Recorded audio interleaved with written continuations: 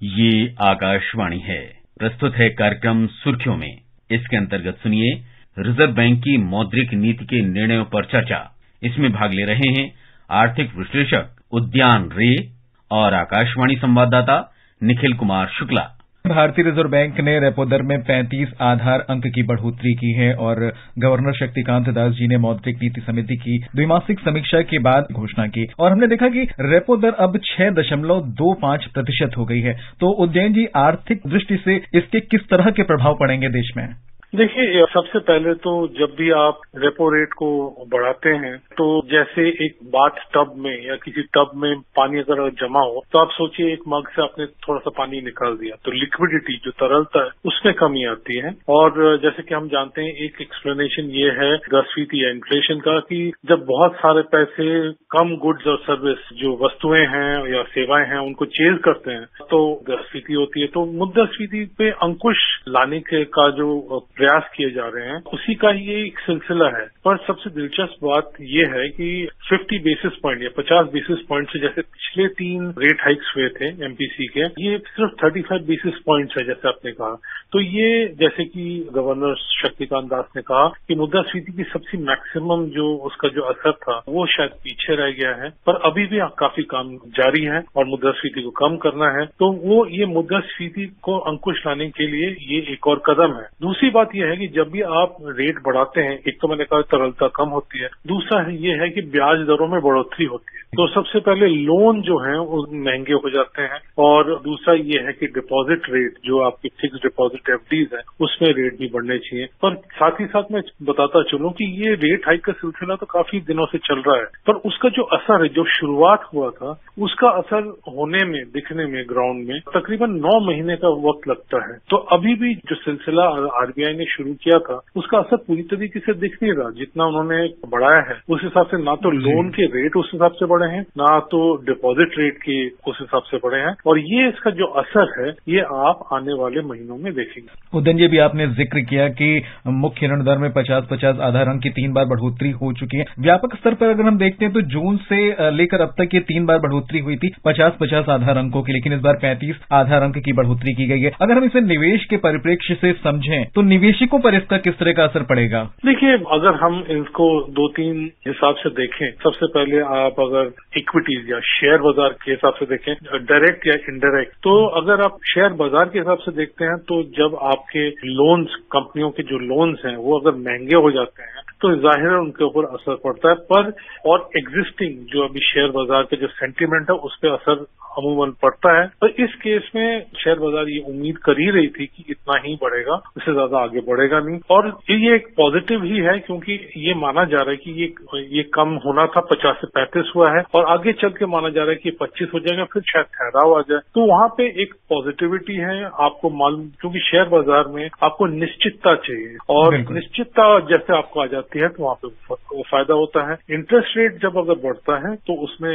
Naturally जो debt security, date investment है उसके जो प्राइसेस हैं वो गिरते हैं, मार्केट से जुड़े हुए। बाकी जहां तक एफडीज का सवाल है वहां पे आपको ब्याज दर अधिक मिलता है। अगर हम आंकड़ों की बात करते हैं तो अक्टूबर से दिसंबर महीने के लिए उपभोक्ता मूल्य सूचकांक पर आधारित मुद्रास्फीति 6.5% से 6.6% रहने की संभावना व्यक्त की गई है। इसका भी अपना एक महत्वपूर्ण रोल है अर्थव्यवस्था पर। अब चूंकि हम साल के आखिरी महीने में हैं तो 2023 में हम क्या अनुमान लगा सकते हैं?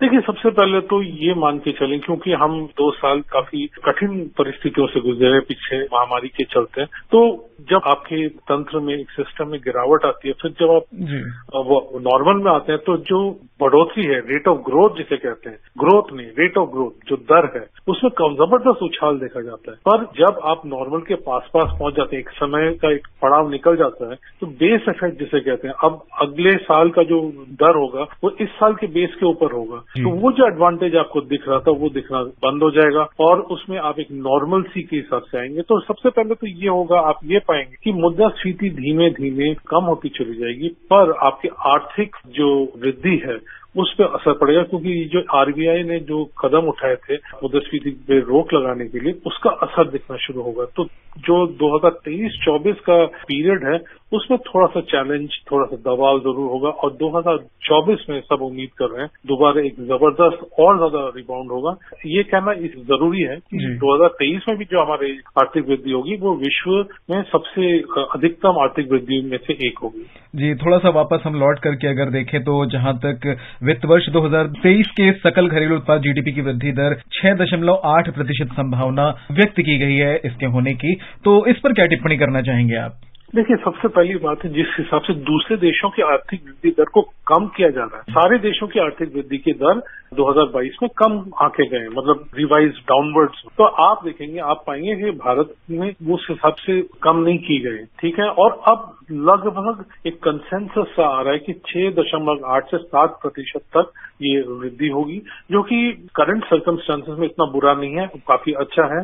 और ये जब हम अगले साल के लिए जाएंगे तो एक अच्छा लॉन्च पैड बन रहा है और हमें कंसिस्टेंट एक ग्रोथ करके रखना पड़ेगा, क्योंकि चैलेंज है जैसे मैंने बताया। फिर अगला जो सब्सिक्वेंट ईयर होगा 2024 वाला है, वहां उसके लिए हम रेडी रहेंगे और फिर हम बिल्कुल हायर गियर में जा पाएंगे। और जहां तक हमारे गवर्नर साहब ने, शक्तिकांत दास जी ने कहा कि ग्रामीण क्षेत्रों में मांग में सुधार हो रहा है और शहरी क्षेत्रों में उपभोग भी बढ़ रहा है, तो ये सब कुछ किस तरह के संकेत देता है हमें, खासतौर पे अर्थव्यवस्था के परिप्रेक्ष्य में? देखिए, एक चैलेंज तो ये है कि हमारा जो निर्यात है उसका एक बहुत जबरदस्त चैलेंज है कि दूसरे देश की अगर इकोनॉमीज जो अच्छी नहीं करेंगे तो तब एक दिक्कत है। हमारे इंपोर्ट्स महंगे, इंपोर्ट जो तेल हम आयात करते हैं उसका एक दबाव है। तो डोमेस्टिक कंजम्पशन, जो खपत आप जिसके बारे में कह रहे हैं, वो अगर स्ट्रांग होता है तो फिर क्या होता है, वो जो डिसएडवांटेज एक्सटर्नल फ्रंट में है वो अंदरूनी तौर से आप उस ग्रोथ से, उस आर्थिक वृद्धि से उस डिसएडवांटेज को न्यूट्रलाइज कर सकते हैं। इसी कारण की वजह से आप पाएंगे कि हमारी जो आर्थिक वृद्धि का दर है वो उतने दबाव में नहीं है जितना बाकी देशों में, क्योंकि हमारा अपना कंजम्पशन है डोमेस्टिक, एक बहुत जबरदस्त कॉन्टिनेंटल साइज मार्केट है। जी, और एफडीआई की जो हम बात करें तो प्रत्यक्ष विदेशी निवेश का फ्लो बना हुआ है और अप्रैल से लेकर अक्टूबर 2022 के दौरान पिछले वर्ष की इसी अवधि के लगभग 21.3 अरब अमेरिकी डॉलर से बढ़कर के ये 22.7 अरब अमेरिकी डॉलर हो गया है। तो क्या इसे आप भारतीय अर्थव्यवस्था की मजबूती के लिए एक अच्छा संकेत मानेंगे? देखिए, इन टर्म्स ऑफ सेंटिमेंट जरूर है। मतलब कई बार क्या होता है, निवेश करते वक्त आपके बुनियादी जो फैक्टर्स हैं वो तो इम्पोर्टेंट होते हैं, कैसे किस तरीके से आप मैनेज कर रहे हैं, किस तरीके से आप रिफॉर्म्स कर रहे हैं, सुधार कर रहे हैं। पर कई बार क्या होता है, जब ऐसे हेडलाइंस मिलते हैं तो लोगों में वो ऑप्टिमिज्म बढ़ता है। तो इन्वेस्टमेंट ऑप्टिमिज्म और सेंटिमेंट के ऊपर होता है और वो कई बार क्या होता है, वो ट्रिकल डाउन होता है। तो ये जो आपने एफडीआई में बढ़ोतरी के बारे में बात की, शायद वो कुछ खास प्रोजेक्ट से आई होंगी, पर धीरे धीरे करके क्या होगा, स्मॉलर टिकट, मीडियम टिकट वहां पे भी चला जाएगा और उसका एक वाइड स्प्रेड बेनिफिट आपको दिखता हुआ नजर आएगा। और थोड़ा सा हम जिक्र यहाँ पर विदेशी मुद्रा भंडार का भी कर लेते हैं तो 21 अक्टूबर के 524 बिलियन डॉलर से बढ़कर के हमारा विदेशी मुद्रा भंडार 2 दिसंबर तक 551.2 बिलियन डॉलर हो चुका है। तो कहीं ना कहीं ये हमें सकारात्मक संकेत देता है, सकारात्मक नजर आता है। तो ऐसे में महंगाई को नीचे लाने के लिए ये कितना सहायक सिद्ध हो सकता है? देखिए, कुछ तो जो तेल के दामों में जो एक बेलगाम मूवमेंट चल रही थी उसमें थोड़ा सा अंकुश आया है और उस ठहराव की वजह से हमें थोड़ा सा फायदा हुआ है। इसके चलते हमारे रुपए और मुद्रा भंडार, क्योंकि अगर आपके ऊपर मुद्रास्फीति की मार अगर कम पड़ती है तो आप एक फॉरेन इन्वेस्टर के लिए और इंटरेस्टिंग और अपीलिंग हो जाते हैं। तो आपने देखा होगा कि ये फॉरेन इन्वेस्टर्स जो हैं, मतलब इंस्टीट्यूशनल इन्वेस्टर्स जो पोर्टफोलियो इन्वेस्टमेंट करते हैं, बाजार में करते हैं, और उनके इनफ्लोज भी बढ़े हैं। तो ये दोनों तरफ से आपको कुछ जो आपकी बचत हो रही है तेल में और थोड़ा सा जो इनफ्लो है उसके वजह से आपको इंक्रीज नजर आ रहा है। अगर तेल के दामों में ठहराव रहता है तो ये पॉजिटिविटी और ये बेनिफिट आपको आगे चलता हुआ नजर आएगा। जी उदयन जी, औद्योगिक दृष्टि से हम देखें तो एग्रीकल्चर, सर्विस सेक्टर, स्टील, गाड़ियों की बिक्री, टूरिज्म, हॉस्पिटैलिटी सेक्टर, इन सब में मांग बढ़ी है और हम ये भी ध्यान में रखेंगे कि मॉनेटरी पॉलिसी कमेटी की जो अगली मीटिंग है वो 6 से 8 फरवरी 2023 को होगी और तब तक हम देश के नए बजट की तरफ बढ़ चुके होंगे। तो ऐसे में आरबीआई को बाजार से क्या उम्मीदें हो सकती हैं?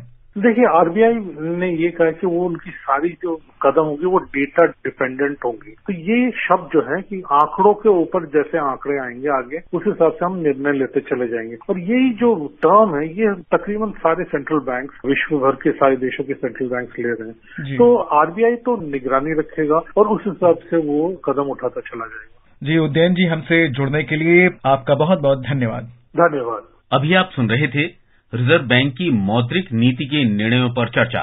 इसमें भाग ले रहे थे आर्थिक विश्लेषक उद्यान रे और आकाशवाणी संवाददाता निखिल कुमार शुक्ला। ये कार्यक्रम आकाशवाणी के समाचार सेवा प्रभाग द्वारा प्रस्तुत किया गया।